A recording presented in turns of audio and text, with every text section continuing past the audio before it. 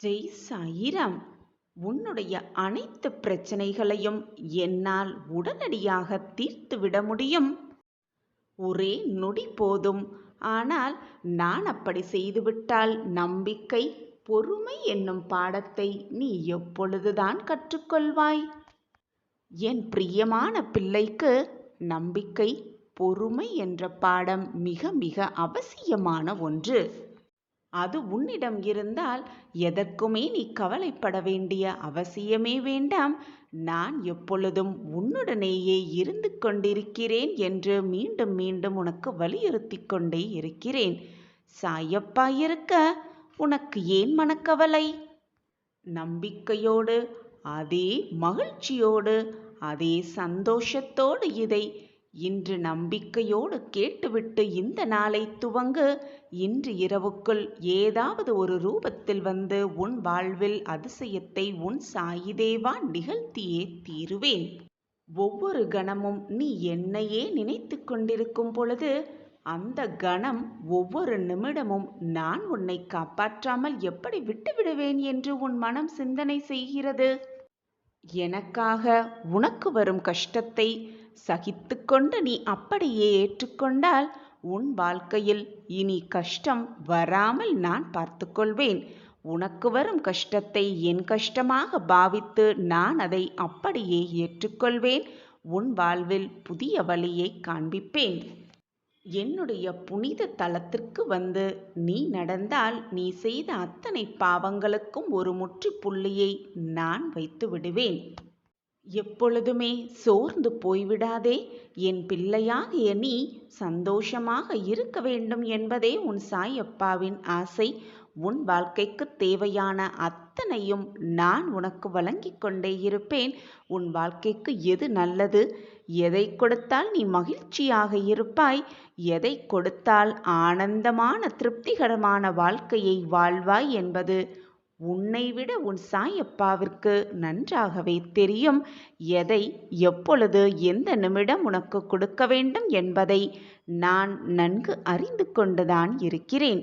உன்னை பல பேர் ஏமாற்றியிருந்தாலும் அயர்ந்து போய்விடாதே, சோர்ந்து போய்விடாதே, தைரியமாக இரு.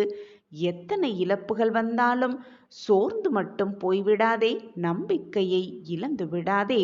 நீ சந்திக்கும் தோல்விகள், இழப்புகள், ஏமாற்றங்களைப் போல 2 மடங்காக வெகுமதிகளை நான் அளித்து கொண்டே இருப்பேன். நீ அதை அடைந்தே தீருவாய்.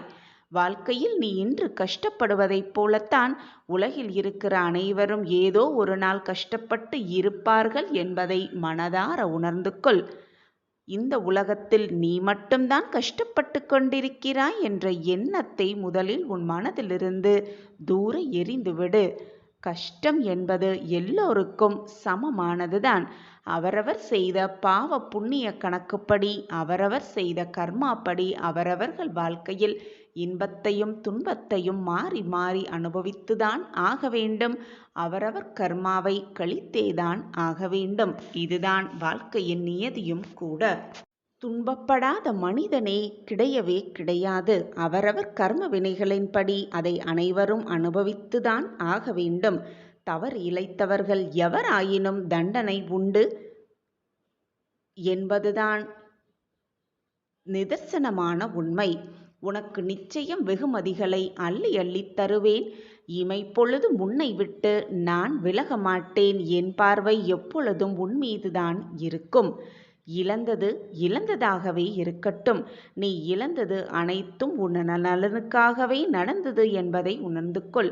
ஏதோ ஒரு காரணத்திற்காகத்தான் எல்லாமுமே நடக்கிறது என்பதை தீர்க்கமாக முடிவு செய்து கொள்.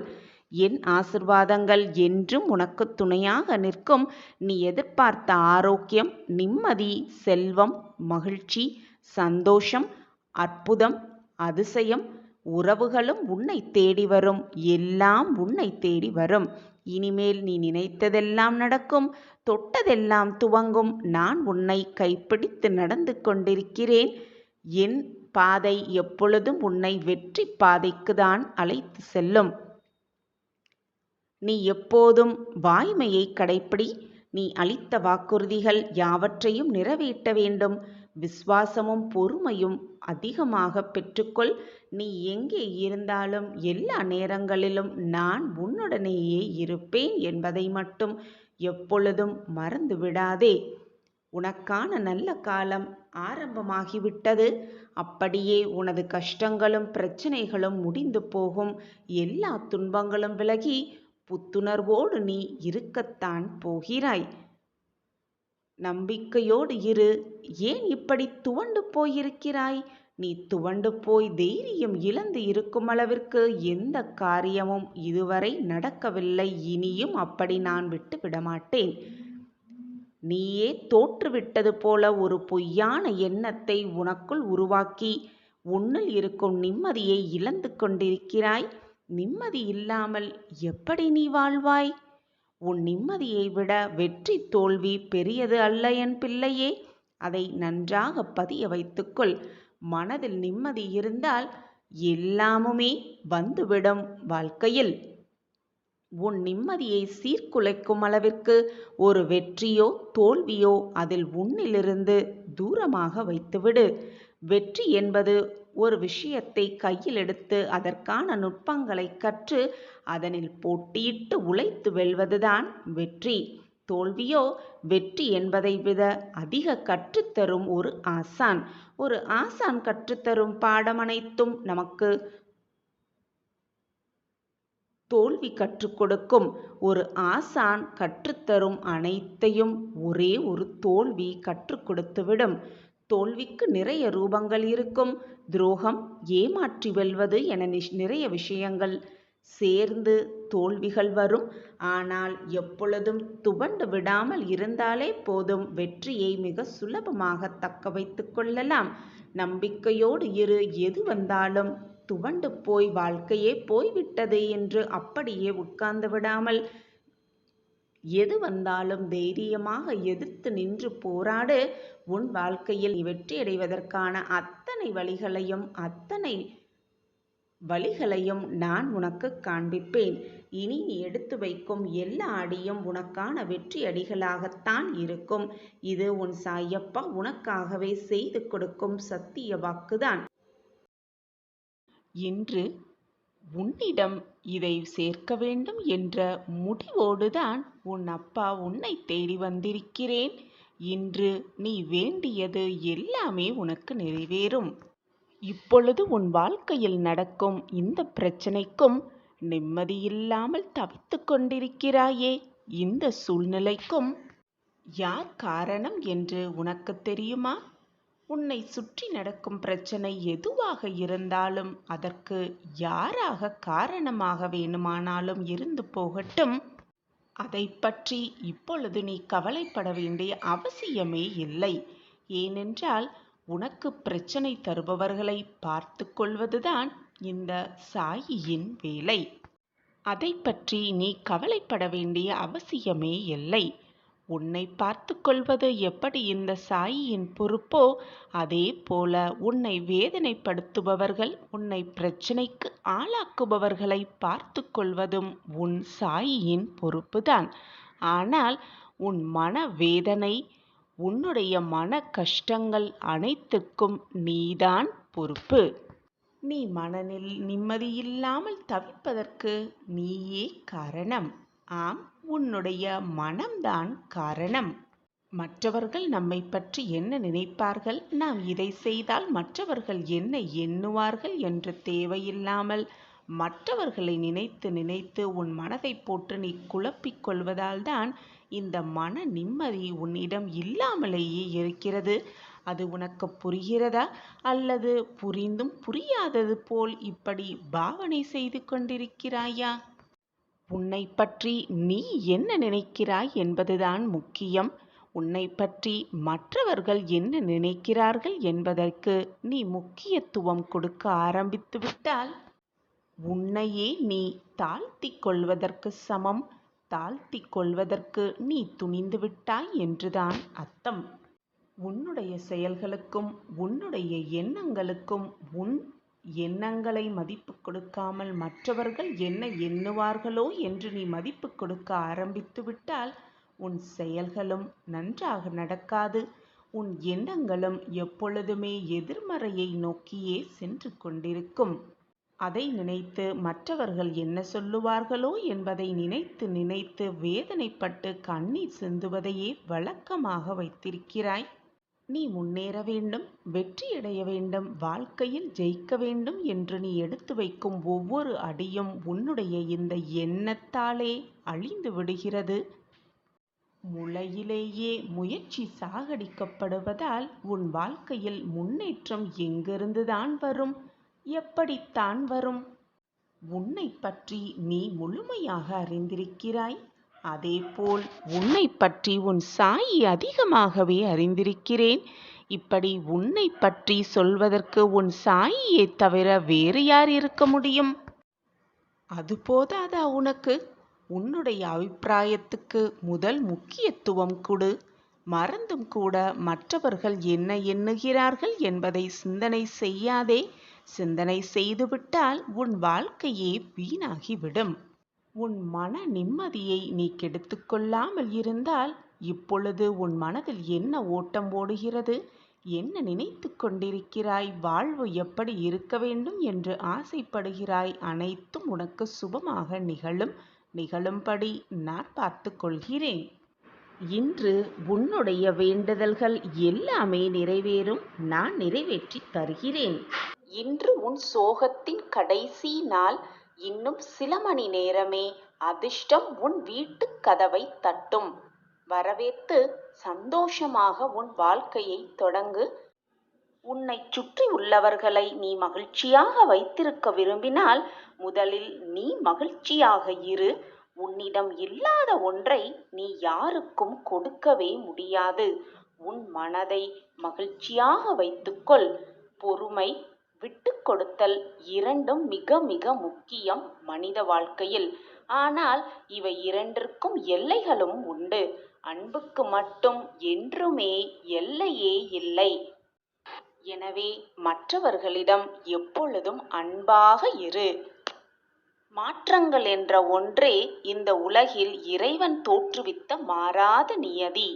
வாழ்க்கையில் இதை நாம் புரிந்து வாழ பழகிவிட்டால் யாருடைய மாறுதலும் நம்மை பலமிழக்க செய்யாது.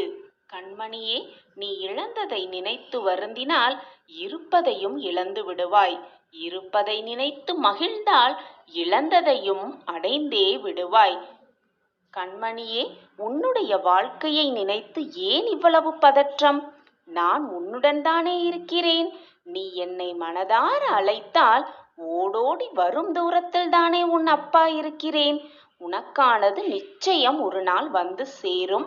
இன்னும் சில மணி நேரமே உன் சோகத்திற்கான கடைசி நாள் என்று. முதலில் உன்னையே நீ நேசிக்க பழகு. உன் அப்பா சொல்லும் வார்த்தைகளை பின்பற்றிப்பார். உன் வாழ்வில் நல்ல நல்ல திருப்பங்களும் மாற்றங்களும் நிகழ்வதை நீ கண்கூடாக காண்பாய், ரசிப்பாய். என்னுடைய வாக்கு நிச்சயமாக நீ உச்சத்தை அடைவாய். என் வாக்கு என்றுமே பொய்யாகாது. என்னை நம்பியவர்களை நான் விட்டு கொடுத்ததும் இல்லை. என்னை விட்டு அவர்களை செல்லும்படி அறிவுறுத்தியதும் இல்லை. அவர்களை விட்டு நான் சென்றதும் இல்லை. எல்லாம் இனி உனக்கு சாதகமாகவே அமையப் போகிறது. நல்ல நல்ல திருப்பங்கள் உன் வாழ்வில் நிகழப்போகிறது.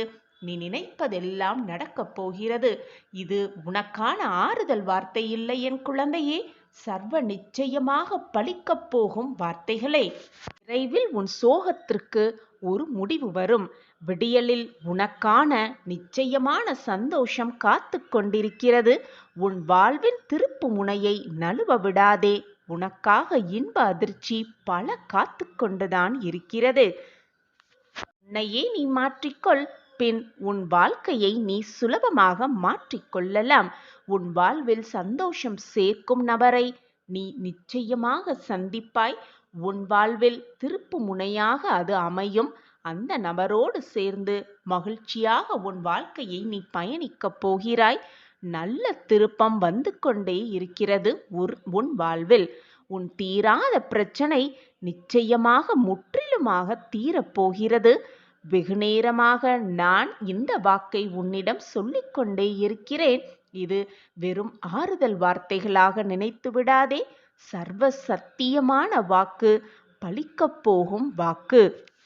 நிச்சயமாக நீ எதிர்நோக்கிய இடத்திலிருந்து நல்ல தகவல் உன்னை வந்து சேரும்.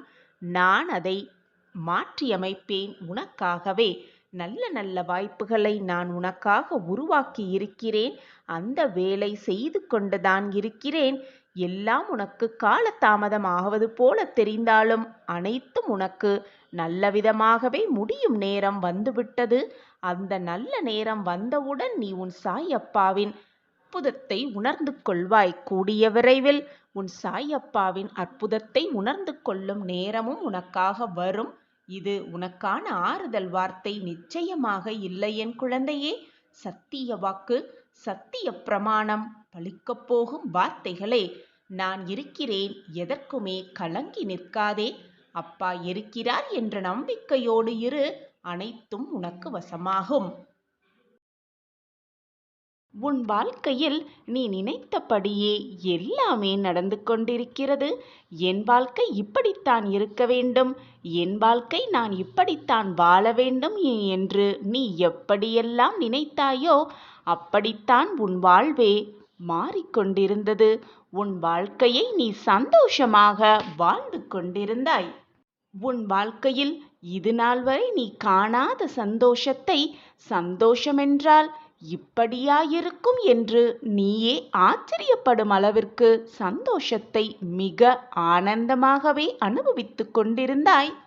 ஆனால் திடீரென்று ஒரு புயல் அடித்தது போல, பெரும் மழை வந்தது போல, பெரும் வெள்ளம் வந்தது போல உன் வாழ்க்கையில் மிகப்பெரிய புயல் ஒன்று தாக்கியது. இது நம் வாழ்க்கையில் நடக்குமா என்று நீ நினைத்து கூட பார்க்காத அந்த நிகழ்வு உன் வாழ்க்கையில் நடந்தேறியது. அந்த நிகழ்வு உன் வாழ்க்கையையே புரட்டி போட்டுவிட்டது. நம் வாழ்க்கையில் இப்படியாப்பட்ட ஒரு மாற்றம் வருமா என்று நீயே கண்கலங்கும் அந்த மாற்றம் உன் வாழ்வில் நிகழ்ந்தேறியது.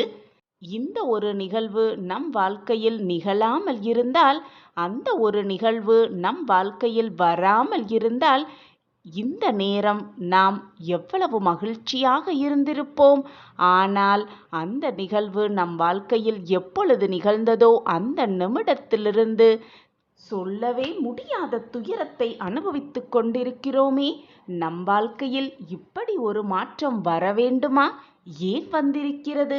இது வராமலேயே இருந்திருக்கலாமே என்று கூட உன் சிந்தனை சென்று கொண்டுதான் இருக்கிறது. பிள்ளையே, இது நடக்குமா? நடக்காமல் இருந்தால் எப்படி இருக்கும்? நடந்திருந்தால் எப்படி இருக்கும் என்று நீ நினைப்பதற்கு எதுவுமே இங்கு இல்லை. நடப்பது நடந்துதானே ஆகும்.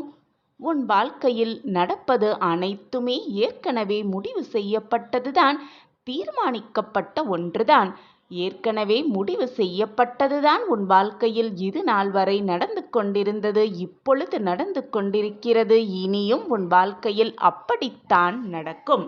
எல்லாவற்றுக்குமே ஒரு காரணம் இருக்கிறது. உன் வாழ்க்கையில் நடப்பதற்கு ஒரு காரணம் இருக்கிறது, நடக்காமல் இருப்பதற்கும் ஒரு காரணம் இருக்கிறது, இனி நடக்கப் போவதற்கும் ஒரு காரணம் இருக்கவே செய்கிறது.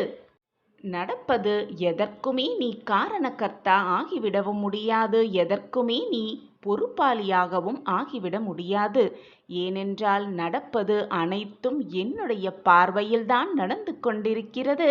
நடந்ததை மாற்றவும் முடியாது, நடந்து கொண்டிருப்பதையும் மாற்ற முடியாது, இனி நகரவிருப்பதையும் உன்னால் எதையுமே செய்து மாற்றவே முடியாது. ஏற்கனவே முடிவு செய்யப்பட்டதுதான் நடந்து கொண்டிருக்கிறது என்பதுதான் உண்மையிலும் உண்மை. என் அன்பு பிள்ளையே, நடக்குமா என்று நீ நினைத்தது நடக்குமா என்பது உனக்கு இப்பொழுது தெரியாது. ஆனால் நடக்கும் போதுதான் உனக்கு தெரியும். ஏன் அது அப்பொழுது நிகழவில்லை, இப்பொழுது ஏன் அது நிகழ்ந்து கொண்டிருக்கிறது என்பது உனக்கு அந்த நேரத்தில் தெள்ளத் தெளிவாக புரியும்படி நான் உனக்கு வழிவகை செய்வேன். இனி நடக்குமா நடக்காதா, கிடைக்குமா கிடைக்காதா, நம் வாழ்க்கையில் ஏற்றம் வருமா வராதா என்று உன் சிந்தனையை தவிக்க விட்டு கொண்டே இருக்காதே. நடக்க வேண்டியது சரியான நேரத்தில் நடக்கும். கிடைக்க வேண்டியது சரியான நேரத்தில் கிடைக்கும். உனக்கு வர வேண்டியது சரியான நேரத்தில் வந்தே தீரும். அனைத்திற்கும் சாட்சியாக உன் சாயப்பா உன்னோடு இருக்கும் வரை தேவையில்லாத பயம் உன் மனதில் எழ வேண்டிய அவசியமே இல்லை. நான் அனைத்திற்கும் சாட்சியாகவும் காரணகர்த்தாவாகவும் இருந்து கொண்டிருக்கிறேன். என்னை மீறி உன் வாழ்க்கையில் எந்த தவறும் நிகழும்படி நான் விட்டுவிடவும் மாட்டேன். சாயப்பா உன்னோடு இருக்கும் வரை தேவையில்லாத பயமோ குழப்பமோ உன் மனதில் வேண்டவே வேண்டாம். இந்த யுத்தத்தில், இந்த யுகத்தில் நீதான் ஜெயிக்கப் போகிறாய். நீதான் வாழ்க்கையில் பிரகாசமாக வாழப் போகிறாய். எனவே எதற்கெடுத்தாலும் சந்தேக கண்ணோடு பார்க்காதே. இது நம் வாழ்வில் நடக்கும். நடப்பது அனைத்தும் நன்மைக்கே. சாயப்பா நமக்கு கொடுப்பது அனைத்தும் நன்மையாக இருக்கும்படிதான் கொடுப்பார் என்ற தீர்க்கமான சிந்தனையை உன் மனதில் எழ வைத்துக்கொள். உனக்கான பிரம்மாஸ்திரத்தை நான் உனக்காகவே கொடுப்பேன். நீ உன் வாழ்க்கையில் வென்று காட்டுவாய், ஜெயித்து காட்டுவாய். வாழ்க்கையில் போராடி வெற்றி அடைவதற்கான அத்தனை வழிகளையும் நான் உனக்கு கொடுத்து கொண்டே இருப்பேன். சாயப்பா இருக்க உனக்கு ஏன் மனக்கவலை? ஓம் சாயிராம். ஓம் சாயிராம். சாயிராம் சாயிராம். சிவராத்திரி அன்று சிவபெருமானை மனதார நினைத்து வழிபடும் போது அந்த ஈசனின் அருளை நம்மால் முழுமையாக பெற முடியும். இன்று மாத சிவராத்திரி. இந்த சித்திரை மாதம் வரும் சிவராத்திரியில் அந்த ஈசனின் அருளை முழுமையாக பெற, முழுமையாக ஆசிர்வாதத்தை பெற இந்த சிவராத்திரியை தவறவிடாமல் சிவபெருமானை மனதார வேண்டிக் கொள்ளலாம், பிரார்த்தனை செய்து கொள்ளலாம். எல்லா மாதமும் வரும் சிவராத்திரி அன்று சிவபெருமானை வழிபடுவது ரொம்பவே சிறப்பான ஒன்று. அதிலும் சித்திரை மாத சிவராத்திரி அன்று சிவபெருமானை மனதார வழிபடும் போது நோய் நொடியற்ற வாழ்க்கையையும் சுபிக்ஷமான வாழ்க்கையையும் பெற முடியும் என்கிறது சாஸ்திரம். எல்லா விரத நாட்களிலும் என்னென்ன வழிமுறைகளை நம்ம கடைப்பிடிப்போமோ அந்த வழிமுறைகளை இந்த சிவராத்திரி அன்றும் கடைப்பிடிக்கலாம். காலை எழுந்து குளித்து முடித்துவிட்டு பூஜை அறையில் சிவபெருமானின் படமோ அல்லது சிலையோ நன்றாக துடைத்து குங்கும பொட்டிட்டு மலர்களால் அலங்கரித்து சிவபெருமானுக்கு அழகிய ஒரு தீபத்தை ஏற்றி வைத்து இந்த மந்திரத்தை 108 முறை உச்சரிக்கலாம். காலை 6 மணியிலிருந்து 7 மணிக்குள் இந்த மந்திரத்தை 108 முறை பாராயணம் செய்யலாம். அந்த மந்திரம் ஓம் சிவ சிவ சங்கரா போற்றி, ஓம் சிவ சிவ சங்கரா போற்றி, ஓம் சிவ சிவ சங்கரா போற்றி, ஓம் சிவ சிவ சங்கரா போற்றி. இந்த மந்திரத்தை 108 முறை காலையும் மாலையும் சிவபெருமானை நினைத்து விளக்கேற்றி இந்த மந்திரத்தை 108 முறை பாராயணம் செய்யலாம். நடக்குமா இது நம் வாழ்வில், கிடைக்குமா இது நம் வாழ்வில் என்று ஏக்கத்தோடு காத்திருந்த அத்தனை விஷயங்களும் நமக்கு மிக சுலபமாக நடந்துவிடும். மிக சுலபமாகவே நமக்கு கிடைத்துவிடும். நம்பிக்கையோடு இந்த மந்திரத்தை 108 முறை பாராயணம் செய்யலாம். சிவபெருமானின் பரிபூரண ஆசிர்வாதத்தை பெற்றுக்கொள்ளலாம். நம்பிக்கையோடு செய்யும் எந்த ஒரு காரியமும் வீணாக போனதாக சரித்திரமே இல்லை. சாயப்பா மீது முழு நம்பிக்கை வைத்து நாம் செய்யும் காரியம் அனைத்திலும் நமக்கு வெற்றி மேல் வெற்றிதான். நடப்பது எல்லாம் நன்மைக்கே. கூடிய விரைவில் நீ நல்ல செய்தியை, மகிழ்ச்சியான செய்தியை நிச்சயமாக கேட்பாய். நீ இன்னும் உன் இழப்பை நினைத்தே வருந்திக் கொண்டிருக்கிறாயே. உன் இழப்பு என்பது மிக பெரியதுதான். ஆனால் அதற்காக அதையே நினைத்து கொண்டிருந்தால் எல்லாம் சரியாகிவிடுமா? அல்லது ஏதாவது மாறிதான் விடுமா? நன்றாக சிந்தித்துப் பார். உன்னிடம் இருந்து போன எந்த பொருளுக்காகவும் எப்பொழுதுமே வருந்தாதே. என்றோ ஒரு நாள் அது உன்னை விட்டு போகத்தான் போகிறது, அல்லது நீ அதை விட்டு போகத்தான் வேண்டும். இதுதான் வாழ்க்கையின் நியதி. எதுவுமே நிரந்தரமல்ல. உலகமே நிரந்தரமல்ல.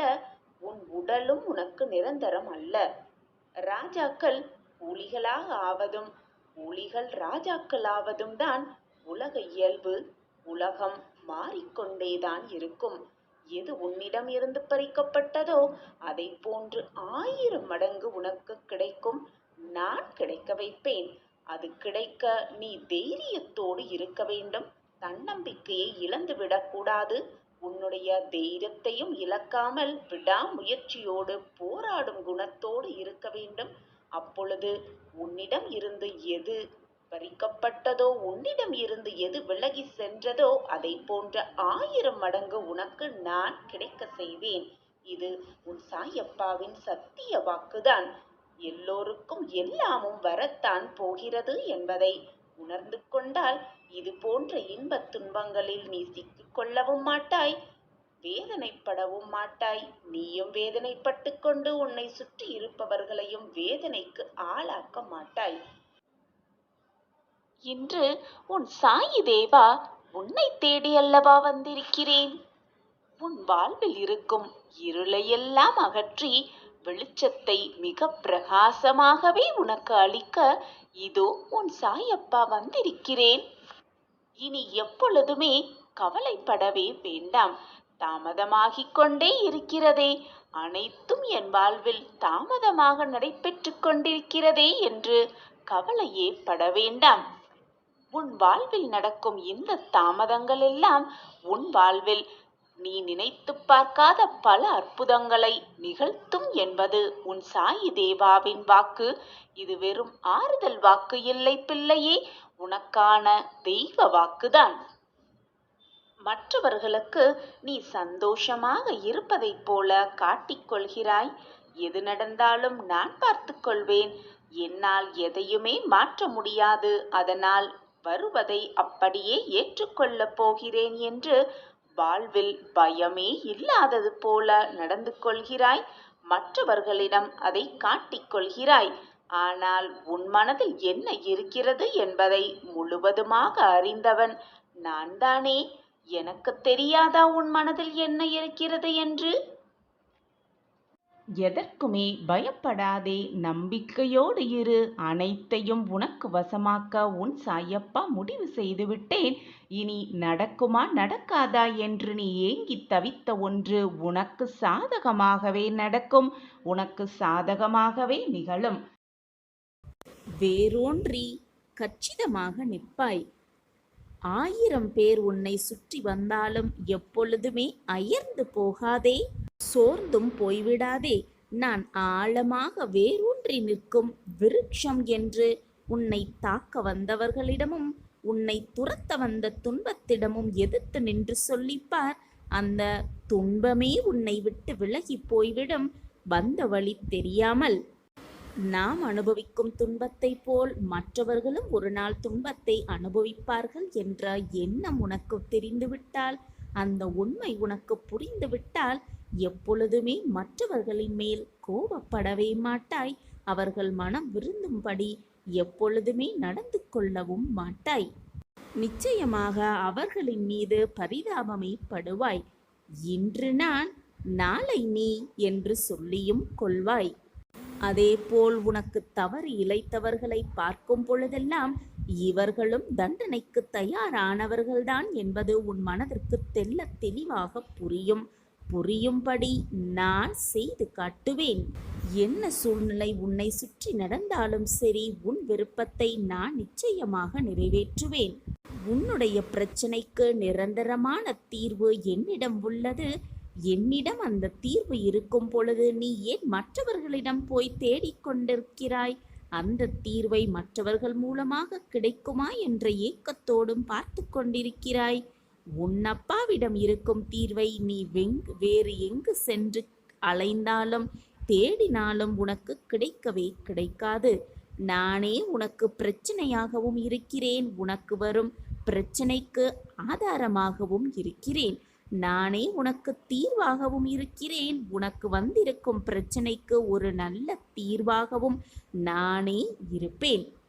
நீ படும் கஷ்டத்தை போல் மற்றவர்களும் கஷ்டப்படுவார்கள் என்று நீ நினைத்தால் அவர்களுக்காக பரிதாபப்படு. அப்படி நீ பரிதாபப்பட்டாலே மற்றவர்களுக்கு எந்த தீங்கும் உன்னால் நிகழவே நிகழாது. எப்பொழுதும் கஷ்டப்பட்டு கொண்டே இருக்கிறோமே, நம் வாழ்க்கையில் எப்பொழுது விடியல் வரும் என்று காத்து கொண்டிருக்கிறாய். கண்டிப்பாக உன் பிரச்சனைக்கான தீர்வை நான் உனக்கு கொடுப்பேன். எண்ணம் போல்தான் வாழ்க்கை என்ற தத்துவம் எப்பொழுதும் வீண் போனவே போகாது. உன் எண்ணப்படிதான் உன் வாழ்க்கை சுபமாகவே இருக்கும். எப்பொழுதுமே நல்லதையே நினை, நல்லதையே பேசு, நல்லது மட்டுமே நடக்கும் உன் வாழ்வில். எப்பொழுதுமே உன் சாயப்பா உன்னோடு இருக்கும் வரை தேவையில்லாத குழப்பம் உன் மனதிற்கு வேண்டவே வேண்டாம்.